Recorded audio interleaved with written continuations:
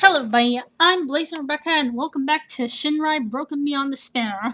Well, now it looks like we're getting to the horrible part, because it looks like dear Momoko is no longer in this world. It's like now we're starting to get into the true terror, and now it's chapter 3.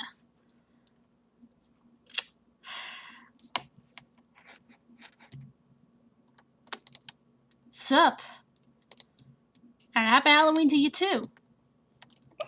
Thanks.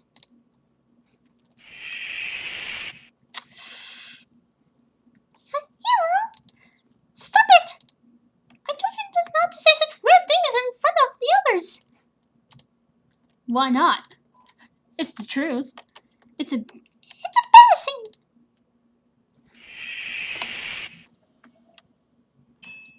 Oh my! Rako-chan! I really realize now! Those ears! They look so cute! Can I touch them?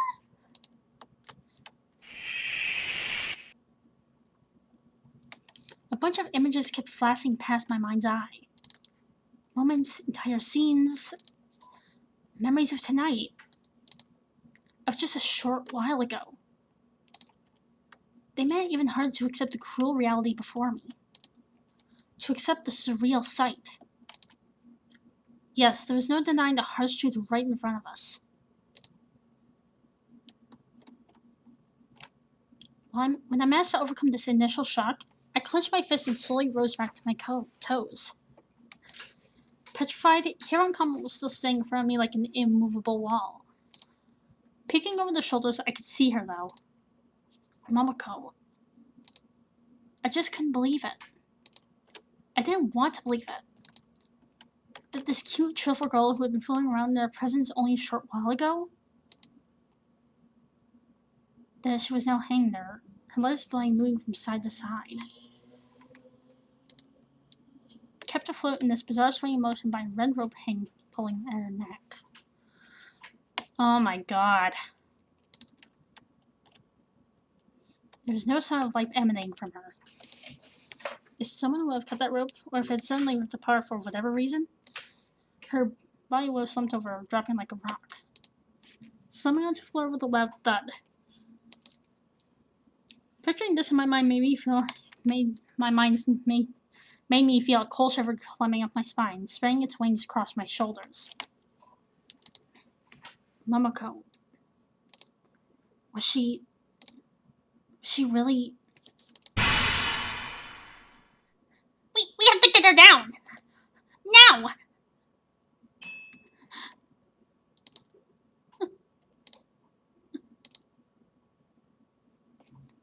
Her voice violently tore us out of our trance-like state, letting the flow of time continue at its quick, unrelenting pace. What had seemed like an eternity had, in reality, only been mere moments since our arrival. And it was only now that I realized she was right. Momoko's body was still moving. It's still moving in a slight swaying motion, so it couldn't have been that long since... Maybe it's not too late. We have to get her down. Now. Yeah, you're right. You there!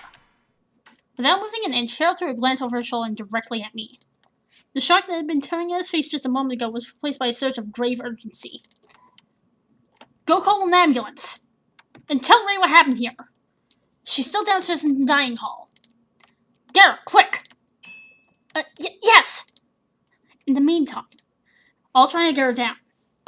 I'll help you. While Hiro and Kamen moved into the guest room in order to take care of Momoko, I quickly turned around to the others.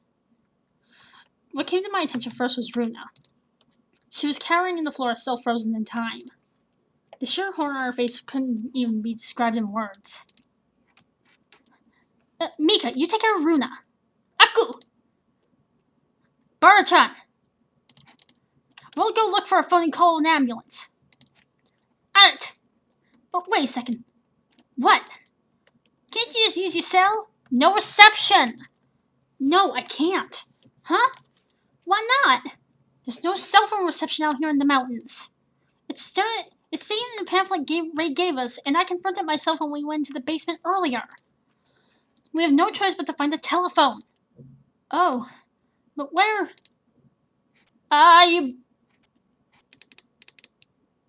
Let's find Ray, she'll know. Of course! Ray'll know where to find one. Let's go get her. But that said, there was no more time to lose. Everyone knew what they had to do. And so with Heroine coming taking care of Momoko, and Mika's kneeling beside the paralyzed Runa, Baruchan and I took off as fast as we could to fulfill our own assignment. I feel like I should save. Ah! And we had to hurry. Maybe there was still a chance.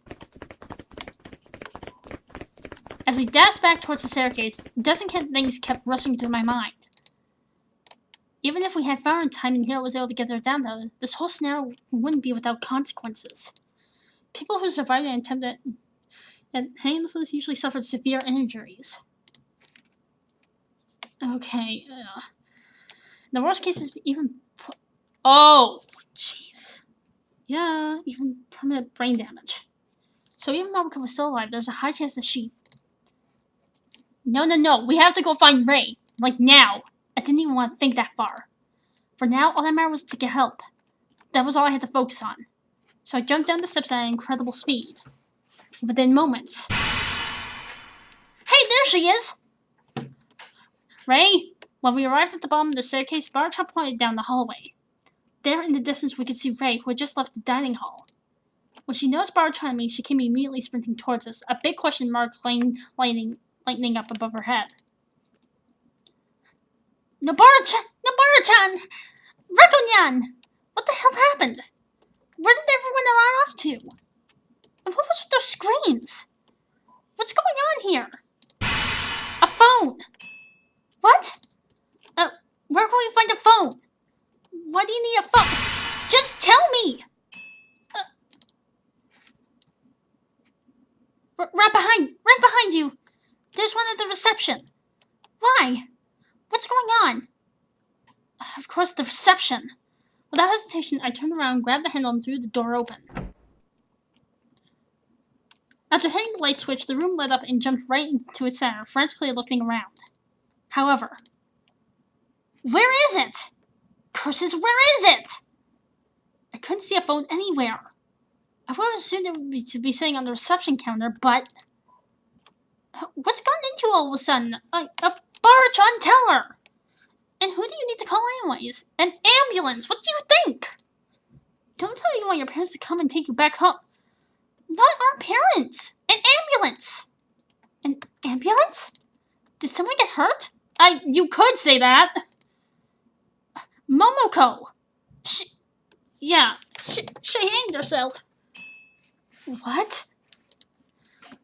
While Baruchan tried to explain the situation, I kept desperately searching for a phone. There wasn't anything even remotely resembling one at the counter, so where was it? As I turned around to ask Ray, she...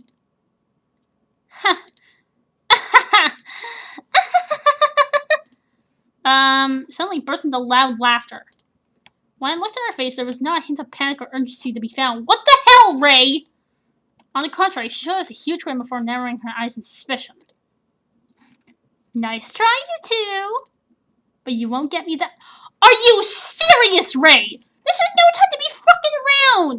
Pardon my language, but seriously! What you talking about? You can drop the act.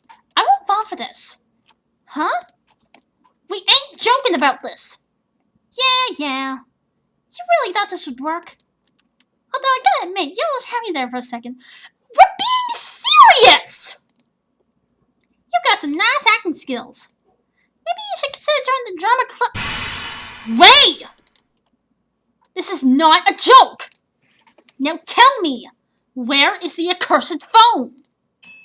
What do you mean, where is it? It's right...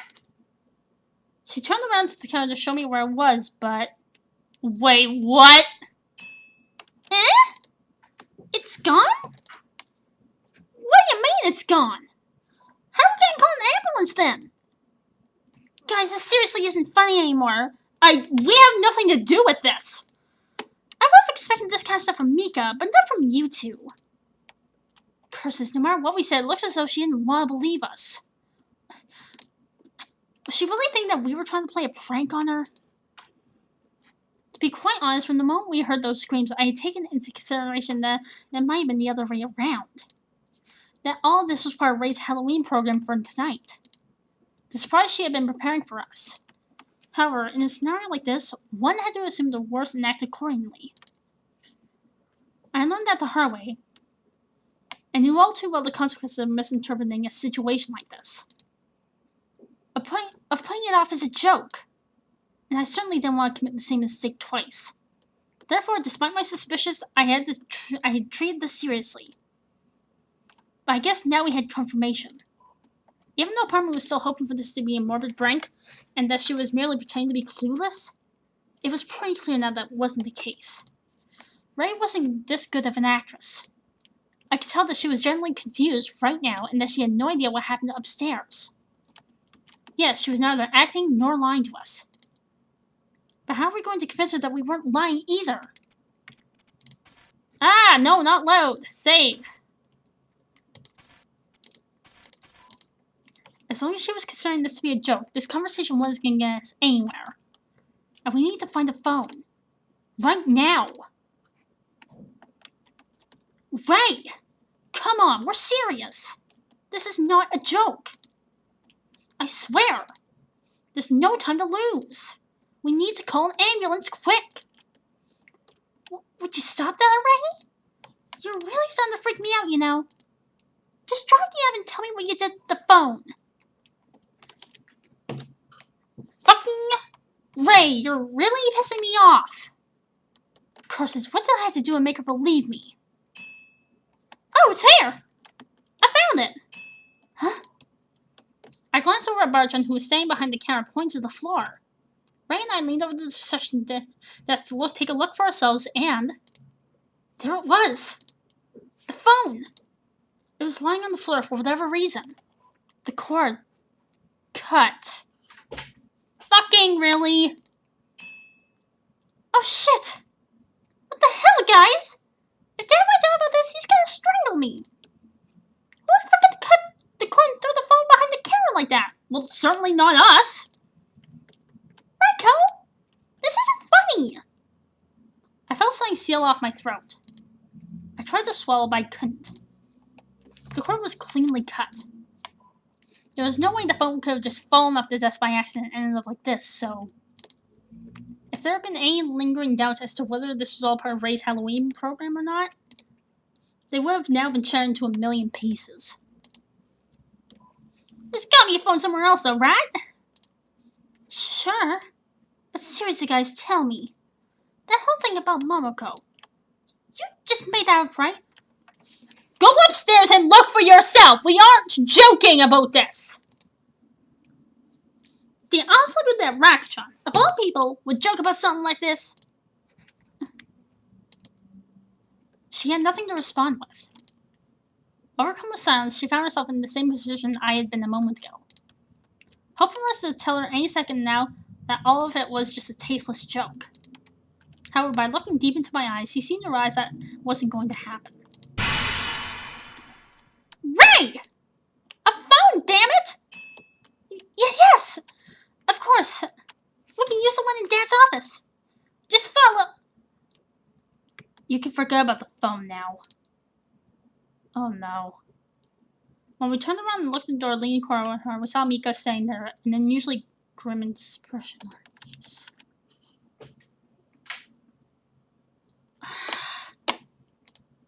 This might have actually been the first time I ever seen her so serious. Momoko.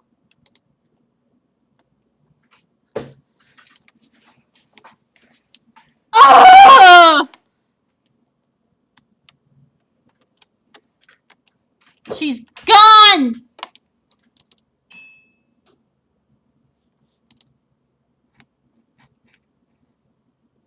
Her words hit us in the gut, and once again we froze, turning into statues of despair. Whatever it was that clogged my throat began to grow even larger. There was no reason to doubt her words. As much as I wished for it to just be another one of her attempts to scare me, another sick, twisted lie just to get this reaction out of me, the one she had been aiming for the whole night. Even Mika wasn't the kind of person to joke about a murder such as this. No. She really was dead serious. Momoko's dead. Her words kept echoing through my head. Again and again. Dead. I closed my eyes and tried taking a deep breath. Oh dear God. And I think I might have to save right here. And I'll be back with more. See ya!